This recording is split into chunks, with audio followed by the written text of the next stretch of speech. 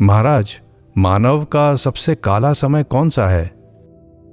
मानव का सबसे काला समय है वह जीना चाहे पर मरना पड़े, वह खाना चाहे पर खाने की शक्ति न रह जाए, वह बोलना चाहे पर बोल न सके, वह सुनना चाहे पर सुन न सके, वह सत्संग से विमुख रहे। स्वामी जी, सब शास्त्र और उपदेशों का सार समझाने की कृपा करें।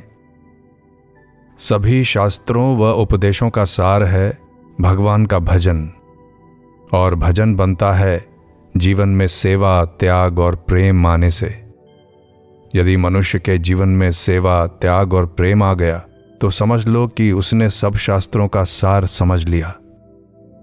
यदि मनुष्य के जीवन में सेवा, त्याग और प्रेम नहीं आया तो उसने सब कुछ जानकर भी कुछ नहीं जाना। कारण कि सेवा, त्याग व प्रेम का आ जाना ही सच्चा भजन है।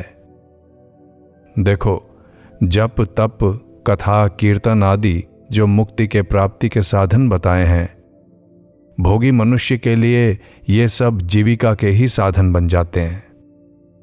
कोई मनुष्य बहुत जप तप करके आकाश में उड़ने की शक्ति प्राप्त कर ले, पानी पर चलने की सिद्धि प्राप्त कर ले, मुर्दे को जीवित और जीवित को शाप देकर भस्म करने की शक्ति भी प्राप्त कर ले, परंतु निर्दोष, निष्काम, असंग और शरणागत हुए बिना मनुष्य का कल्याण नहीं हो सकता।